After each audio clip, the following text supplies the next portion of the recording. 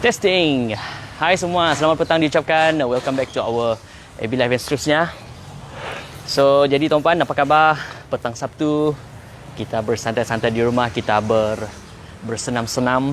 So, saya jadi rasa mengeluarkan peluh yang banyak tuan-puan. So, jadi nak bercakap dengan tuan-puan pada petang ini. Just nak say hello. Hopefully tuan-puan boleh dengar suara saya dengan jelas, okay? Alright, so are you hearing me? So, sebelum tu kita nak buat sound check dulu tuan-puan. Adakah our video quality okay ke? Our sound quality pada petang ini okay ke tuan-puan? So bantu saya di sini.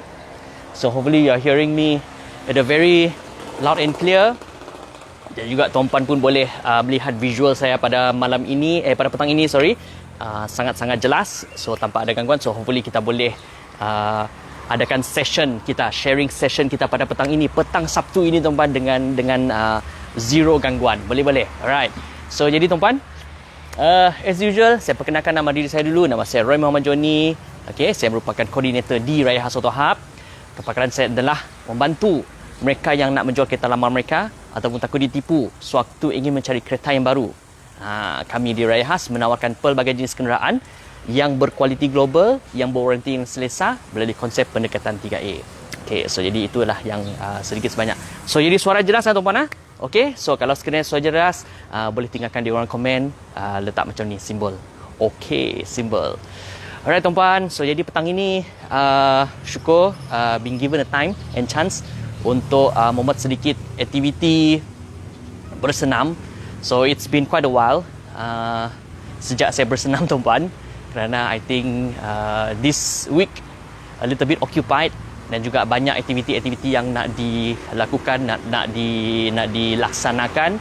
So as you can see, kalau bagi sesiapa yang follow my FB Live setiap hari, tuan-puan pun akan notice that probably I've gained a little bit of weight dalam beberapa minggu kebelakangan ini, especially musim MCO ni tuan-puan. Ayo. So jadi tuan-puan sedia maklum lah, okay, kalau kita berada di rumah, so there are so many temptation. Sekejap pergi ke dapur, sekejap pergi ke meja makan, sekejap mungkin ada sesuatu yang nak dikunyah dan sebagainya. So jadi I think that's very normal lah. I mean those yang ada anak-anak kecil di rumah, sometimes they want to have some candy dan sebagainya. So ini adalah something yang kita katakan sebagai temptation.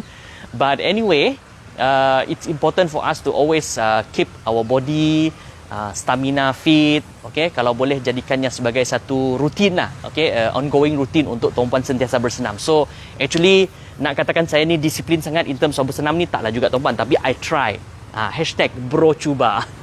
Okay, bro cuba untuk jadi mengamalkan gaya hidup yang sihat.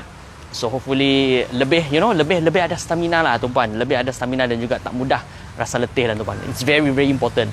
I've seen most of my friends tuan-puan, kawan-kawan saya yang lain, mereka sangat menjaga fitness dan memang saya sangat salut. There's one of my friend, a good friend of mine, dia adalah seorang sahabat saya berada di Miri. Okay, memang dia adalah seorang yang fit. Saya boleh katakan kategori yang memang sangat fit. Boleh masuk Le Tour de France. So dia adalah merupakan cyclist, okay, cyclist yang tegar.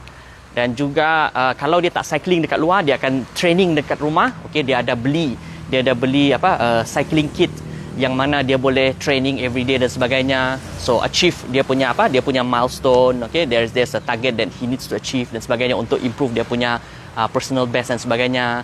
Dan dia juga pernah join a few competition, especially yang berada di area Miri, Bekenu cycling championship dan sebagainya. So dia boleh dikatakan ada jugalah pernah naik podium lah, dan juga among the top 10 dan top 5 macam tu lah tuan-puan. So memang saya envy dia, okay.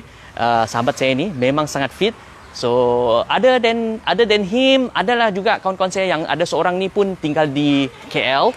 Okay, KL, dia adalah best friend kepada Cardog. Ya, kalau tuan-puan kenal YouTuber yang famous, okay, kalau tuan-puan kenal YouTuber yang famous Cardog, ini kawan saya ada seorang ni yang arkitek ni, dia berkawan rapat dengan Cardog ini. So jadi memanglah, okay, dia one of the thing yang dia ajar saya beberapa hari yang lepas tuan-puan, yang saya dapat capture adalah dia start mengamalkan skipping. Okay, skipping. So dia katakan bahawa skipping ni at first memang sangat-sangat tough dan sangat-sangat challenging, tapi lama-lama dia boleh improve Okey, daripada 7 minit pergi ke 10 minit, 10 minit pergi ke 15 minit, 20 minit, dan sekarang ni dia boleh membuat skipping non-stop tuan-puan. Non-stop, I think like dalam half an hour to 45 minutes. Memang sangat fit dia kata. So memang ada perubahan dan juga saya notice dia punya berat badan pun turun. Okey, turun dengan banyak, a few kilos dia pun dia dapat shed off. Dia punya fat dan juga lemak. So jadi memang saya salute lah.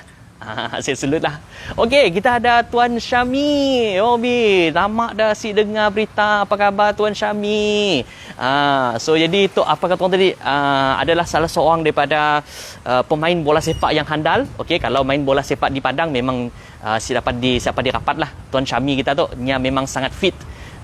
So macam lipas kudung kalau berada di field, kalau berada di padang memang sangat-sangat fit Tuan Syami kita tu, dan juga menjadi satu idola lah. Okey, di samping ada seorang lagi kita punya ikon idola yang sama-sama merupakan regular pemain bola sepak, iaitu Lankan. Saudara Lankan kita. Banyaklah star-star yang ada dah di dalam klub ini tuan-puan. So jadi Tuan Syami kita merupakan salah seorang daripada star jugalah. Okey. So kita sama-sama jadi fit lah Tuan Syami.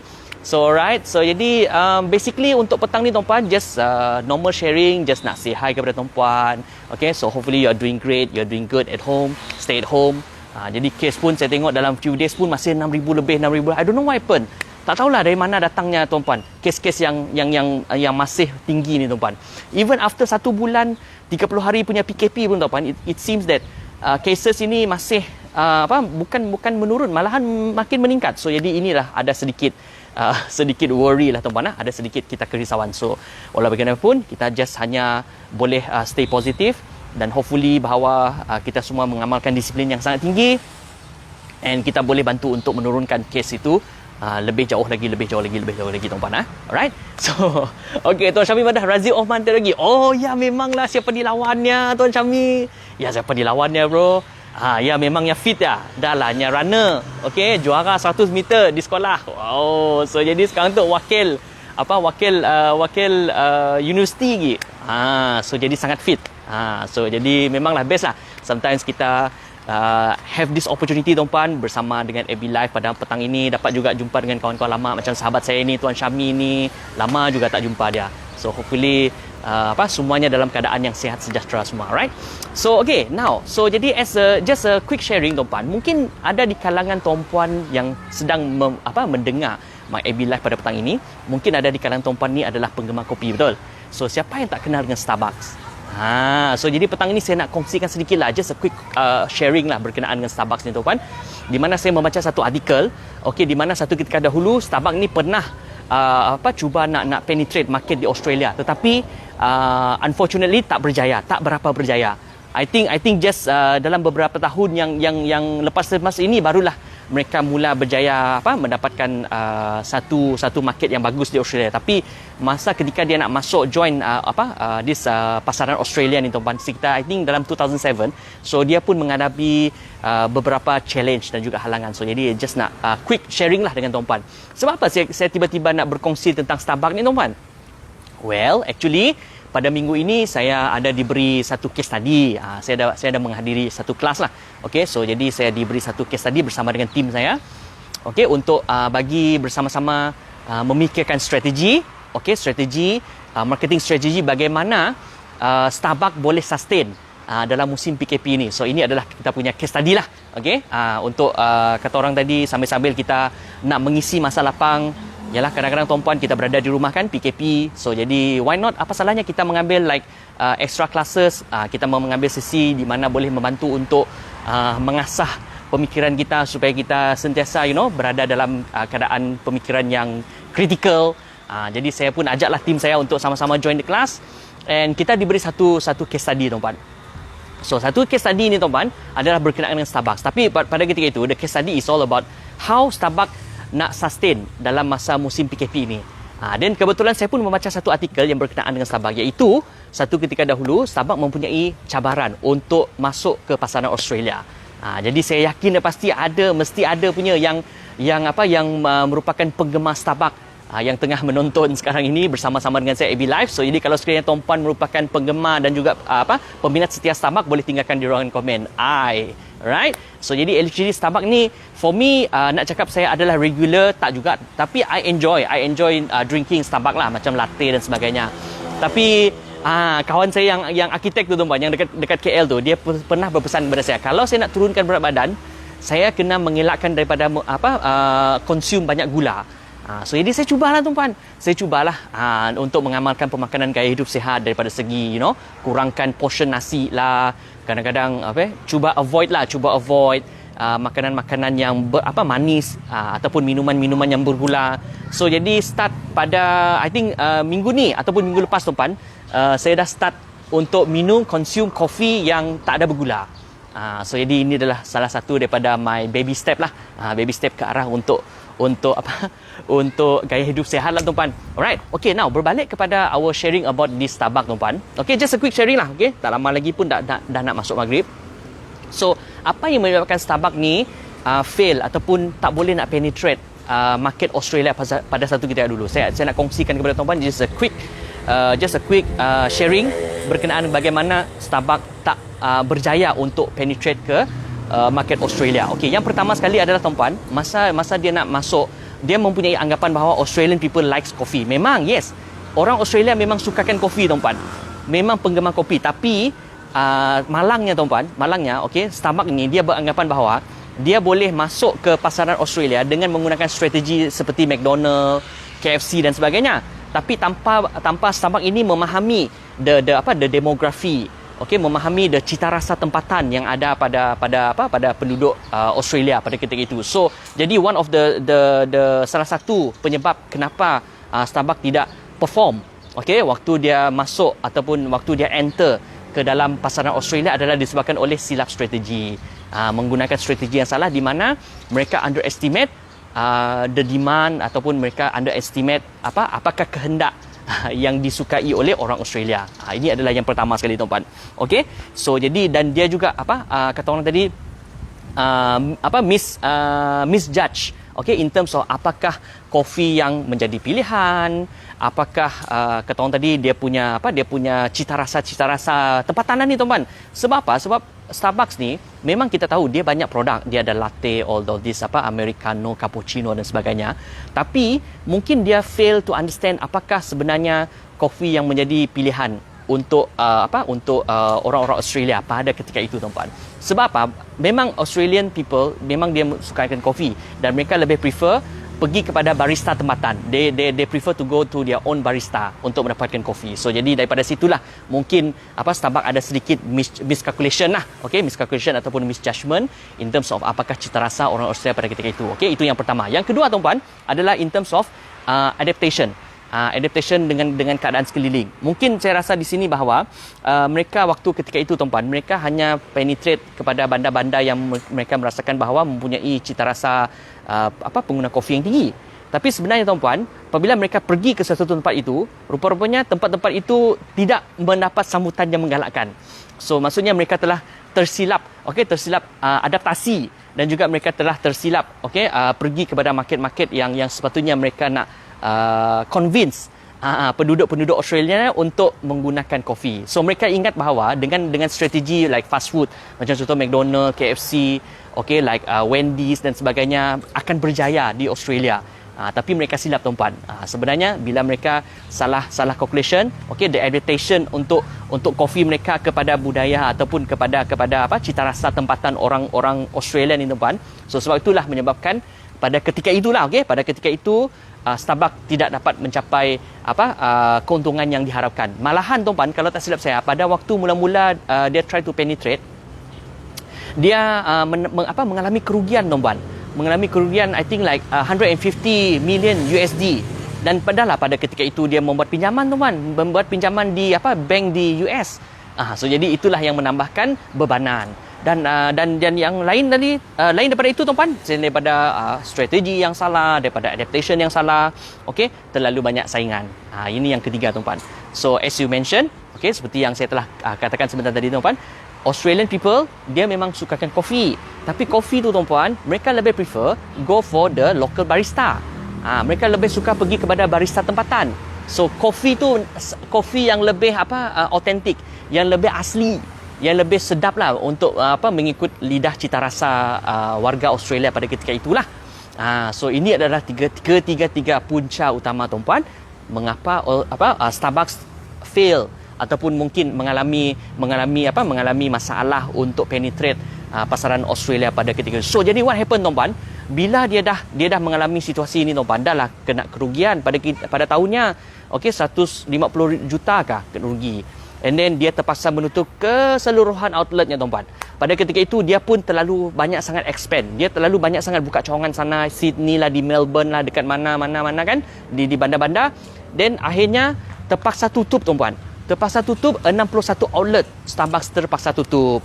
Dan akhirnya jadi terpaksalah dia exit from Australia. Tapi walau bagaimanapun lepas tu di tahun-tahun yang kemudian I think Starbucks dah mula faham, Starbucks dah learn their lesson, dah learn their lesson, dan juga mereka mula start to re-strategize dan mula cuba memahami demografi, cita rasa, dan juga pilihan pilihan warga Australia. Dan akhirnya I think like few years ago mereka re-enter balik semula pasaran Australia, dan hari ini saya rasa they are doing quite well. Jadi ini adalah sedikit sebanyak tentang bagaimana cerita sebuah kopi iaitu Starbucks. Sometimes kita mendengar bahawa kalau kita bercakap tentang brand-brand yang besar ni kan tuan-tuan, so adakah mereka mempunyai challenge ataupun tidak mempunyai challenge. So jadi sebenarnya company-company besar ini pun mempunyai challenge mereka yang tersendiri, cabaran mereka yang tersendiri. Ini yang saya cuba nak sampaikan kepada tuan-tuan pada petang ini. So whereby jangan kita memikirkan bahawa company itu giant, company itu adalah company yang gergasi, boleh take over pasaran itu tanpa mengetahui apakah cita rasa ataupun permintaan pengguna-pengguna ataupun penduduk-penduduk Australia pada ketika itu. So jadi ini adalah a very good case study yang saya nak sharekan kepada tuan-puan, di mana akhirnya I think Starbucks learn their lesson dan juga mereka boleh re-enter pasaran Australia dengan lebih bersedia, dan juga lebih laser focus kepada apakah permintaan ataupun the niche ataupun the actual thing yang penduduk Australia nakkan untuk dalam kopi-kopi mereka. But basically, to be honest with you, Starbucks ini memang sangat famous lah tuan-tuan, sangat famous. Even yang paling berdekatan pun dekat area mana? Dekat area Plaza Merdeka pun ada. So a few places lah dekat Kuching ni lah. So jadi kalau tuan-puan adalah merupakan penggemar kopi Starbucks, boleh tinggalkan di ruangan komen. Jadi nanti mana tahu tuan-puan, after PKP kah, after MCO, mungkin keadaan sudah diizinkan untuk kita boleh keluar dan juga pergi ke tempat-tempat awam. So maybe we can have our coffee time bersama dengan saya. So saya akan belanja tuan-puan. Boleh? Alright. So jadi saya rasa perkongsian saya berhenti di sini tuan-puan. So jadi best lah juga, cukup lah kita bercerita pasal bersenam, kita bercerita pasal kopi. So jadi hopefully tuan-puan boleh mendapat sesuatu pada petang ini. Just a quick sharing daripada saya. So hopefully tuan-puan still stay safe di rumah masing-masing, dan juga tuan-puan pun dilindungi. So jadi bagi sesiapa yang masih lagi belum mendapat vaksinasi, so jangan putus asa tuan-puan, sentiasa cek dan juga cek, ataupun tuan-puan boleh cuba berhubung dengan pihak-pihak yang berkenaan untuk mendapatkan the next appointment. Saya pun sama juga tuan-puan. So memang menunggu dalam satu tempoh yang sangat lama, tapi sangat syukur pada satu hari tu, I think last week, so mendapat satu SMS dan saya pun teruslah pergi set the appointment dan juga mendapatkan suntikan vaksinasi, vaccination. So ini adalah yang penting sekali untuk kita tuan-puan. Alright. So jadi saya berhenti di sini tuan-puan. Thank you so much. So nampaknya hari pun dah nak gelap dah tuan-puan, dan juga tak lama lagi kita nak maghrib. So jadi saya ucapkan selamat berhujung minggu kepada tuan-puan sekalian. Alright. So remember, jaga diri. So jadi kita ambillah langkah-langkah yang berhati-hati. Saya akan jumpa tuan-puan untuk AB Live yang seterusnya. Take care. Bye-bye.